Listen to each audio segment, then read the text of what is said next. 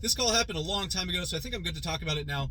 Of course, no names will be shared. This was for a call way out in the middle of nowhere down a country road for a husband and wife, and they arrived home from vacation, and very shortly thereafter, one of them collapsed and began having seizures. I can't remember which one.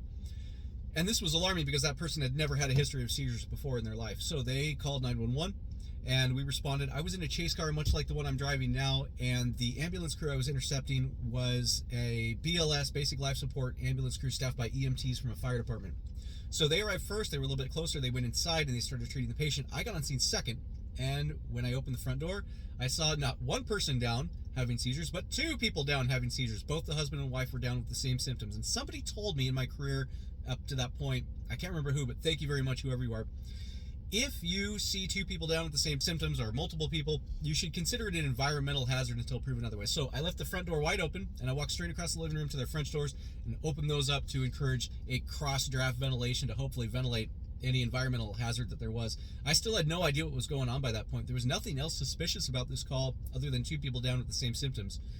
There was no indication of drug use. There was no alcohol containers open. I didn't smell anything weird. So at some point, a few minutes in, the husband woke up, and I asked him, "Sir, what happened to you?" And he had no idea. There was nothing out of sorts to him other than this was now happening to them.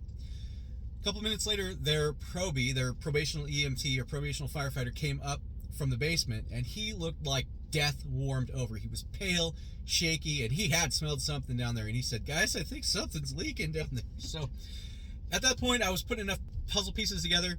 I said, we need to get out of here. Let's evacuate. So we executed an emergency move of those patients out of the house to the ambulance, and I put on to their finger a carboxyhemoglobin detector, which detects the amount of carbon monoxide dissolved into somebody's blood bound to their hemoglobin. Shines a light through the finger. It's a little finger probe that clips on.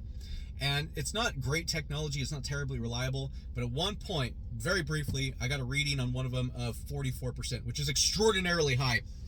Normal is under 5%. The vast majority of people, even smokers, will have a reading under 5%. Smokers are allowed to go up to about 10%, maybe 12%.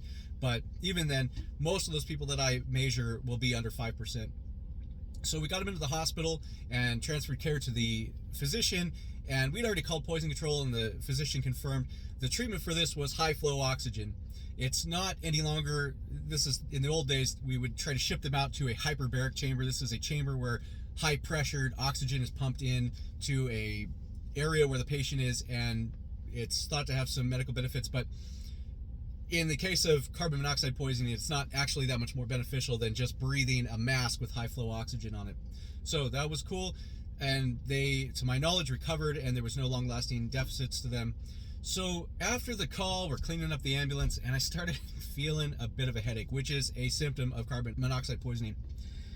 And I didn't know if I was being a hypochondriac, but I said to the other firefighters, "Hey guys, I'm feeling a little bit of a headache. What are you feeling?" And they were like, "Yeah, we feel it too." So we put that finger probe on us, and all of us had been poisoned. My reading was over 12%. I can't remember exactly what it was, but it was a mild poisoning. So we grabbed some oxygen tanks from my station, went back to their station, and we put ourselves on high flow oxygen and played some Xbox, and we all sucked down a bottle, and after that our readings dropped down to a more normal level, and we were good. We tried to get a hold of the probie. They had no idea how to get a hold of him. They didn't have a phone number or any contact info for him, so I really hope that guy's okay. I never got a follow-up on him, but they weren't terribly concerned about him. Maybe they didn't like him, I don't know. But we survived. A couple things happened after that call. First, my ass got chewed by my chief at the time. He was a total piece of crap. He wanted me to go get checked into the hospital and be on their oxygen, which doesn't make any sense to me. I had the cure right there. I'm a healthcare provider. We were all able to just cure ourselves. We had the antidote. Second, the fire chief of that fire department, who is a friend of mine, and I love this guy to death, but he turned it into a PR opportunity, went out to their home a while later. I think he took the newspaper reporters with him, and he gifted them a carbon monoxide detector, and everybody learned a big lesson from it, and all of the accolades went to the fire department. They didn't mention me, the guy who put all the puzzle pieces together and saved everybody's lives. Whatever, I don't need the credit. I just thought it was absolutely hilarious how that all turned out. After that, I also began carrying a carbon monoxide detector myself on my armor here. This is a BW clip. It has a battery life and detector life of 2 years. After that, you pitch it in the trash and you get a new one. They cost about $100 on Amazon.